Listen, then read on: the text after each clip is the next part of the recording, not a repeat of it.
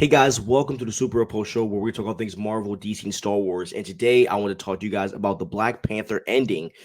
So if you haven't seen the Wakanda Forever movie yet, spoiler alert, please leave now. Unless if you want to see it, then you are more than welcome, to stay and watch this video. So in the end of Wakanda Forever, we see that T'Challa has a son, right? And my guess is that he got Nakia pregnant before the snap, and she ended up having a baby during the snap, and he just kind of kept it on the low.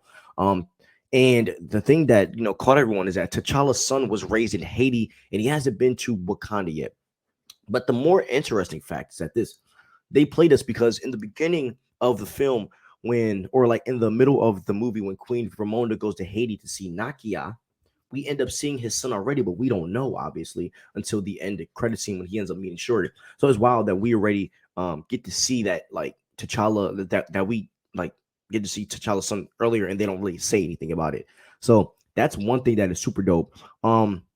So obviously the fact that T'Challa has a son, this gives a lot of fans hope, right? Like the hope is obviously that Black Panther's not finished, and that there's so much more to come with this. Okay, so I'm going to go into what this means. Then I'm going to list maybe one concern that I have with this with having basically a T'Challa Jr. in the picture now. So okay, so this can mean many things, right? So let's just go through them, right? So obviously, this means that Prince T'Challa will end up becoming the new Black Panther and eventually the king of Wakanda.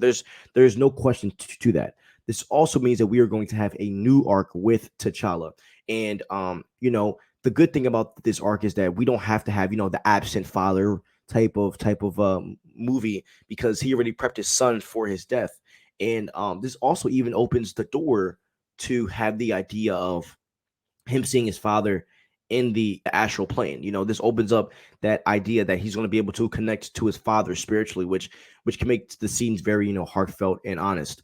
I also think that this movie will position Prince T'Challa to be a Killmonger type of character, but done right. So, like, I see Prince T'Challa as what if Killmonger was done right.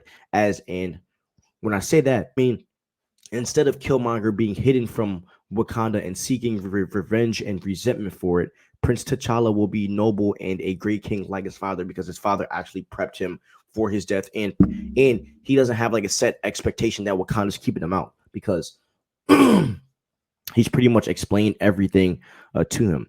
I also think that this casting can open up many doors, like the Young Avengers, or if we get a massive time jump, which I think we will after the Avengers films. I do think Shuri's going to be the Black Panther for King Dynasty and Secret Wars, and I think after that's over, that's when I think we're going to take a slight time jump, and we're going to end up seeing a older Black Panther. I don't know if that's going to be a teenager T'Challa or what, but this, as I said, this opens up a really cool Young Avengers storyline, or even like a massive time jump where we get a fully grown T'Challa.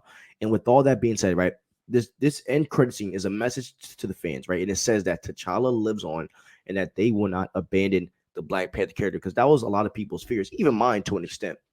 Because um after seeing the movie, I do think it was the right move to kind of bench the T'Challa role because it was just too much and it just wouldn't have fit the movie. But at the same time, you also feel the absence of T'Challa, and I honestly think if they did a recast right now, it would have the fan reception wouldn't have been as well, and it would have been really toxic. So I'm kind of glad that they held off of that. But going forward, like structuring it as his son, it gives that opportunity for it to be more heartfelt. But the only problem I have is this. My fear is that they take this T'Challa character and they just treat him like he's the regular T'Challa. It's like it's like if Henry Cavill dies, right? And then we do a Superman 2 film, and then Jonathan Kent's name is Clark Kent. Just because his name is Clark Kent doesn't mean he's going to be the actual Clark, right? So my question is, how are they going to do that dynamic with the son? Are they just going to make him like another T'Challa, basically? Or are they going to really dig deep into this son of Wakanda type thing? And is this T'Challa's son going to be Azari? Is this T'Challa going to meet Storm? Those are the questions that I have regarding this. And I think they could finesse it that way because the X-Men haven't come yet. So I think you can build that, with Black Panther versus the Fantastic Four, Black Panther with the X-Men and all this jazz. So there's a lot of doors that could be opened regarding that area. So I am excited to see what they're going to do and who they're going to recast. You guys know I want John David Washington to be the Black Panther, but you never know, right? So guys, please like and subscribe below and tell me what you think about the Black Panther ending. And tell me if you like the idea that T'Challa has a son now and that we are going to be walking into this new Black Panther era probably in the next 4 to 5 years. So tell me what you guys think. Leave a comment below, like, subscribe, ring the notification bell so when I post, you guys know. And have a wonderful day. Peace out.